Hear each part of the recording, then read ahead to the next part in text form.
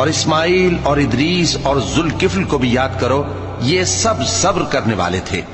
اور ہم نے ان کو اپنی رحمت میں داخل کیا، بلا شبہ وہ نیکوکار تھے۔ اور مچھلی والے پیغمبر یعنی یونس کو یاد کرو، جب وہ اپنی قوم سے ناراض ہو کر غصے کی حالت میں چل دیے اور خیال کیا کہ ہم ان پر گرفت نہیں کریں گے،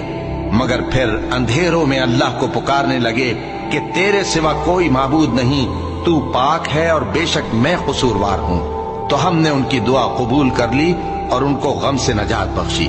اور ایمان والوں کو ہم اسی طرح نجات دیا کرتی ہیں۔ اور زکریا کو یاد کرو، جب انہوں نے اپنے پروردگار کو پکارا کہ پروردگار مجھے اکیلا نہ چھوڑ اور تو سب سے بہتر وارث ہے، تو ہم نے ان کی پکار سن لی اور ان کو یحییٰ بخشے اور ان کی بیوی کو اولاد کے قابل بنا دیا۔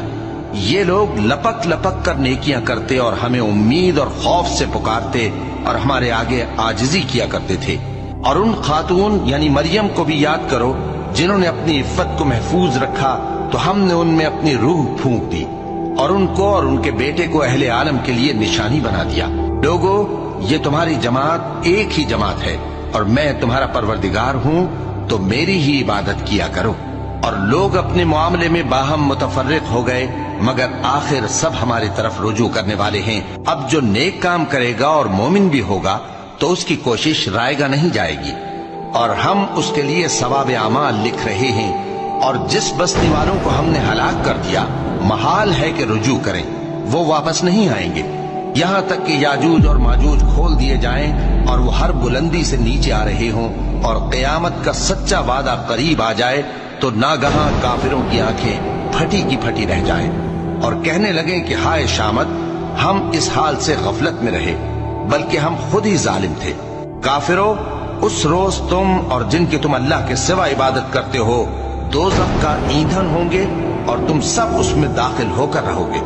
اگر یہ لوگ در حقیقت معبود ہوتے تو اس میں داخل نہ ہوتے، سب اس میں ہمیشہ رہیں گے، وہاں ان کو چلانا ہوگا اور اس میں کچھ اور نہ سن سکیں گے۔ جن لوگوں کے لیے ہماری طرف سے پہلے بھلائی مقرر ہو چکی ہے، وہ اس سے دور رکھے جائیں گے، یہاں تک کہ اس کی آواز بھی تو نہیں سنیں گے، اور جو کچھ ان کا جی چاہے گا اس میں یعنی ہر طرح کے عیش اور مزے میں ہمیشہ رہیں گے۔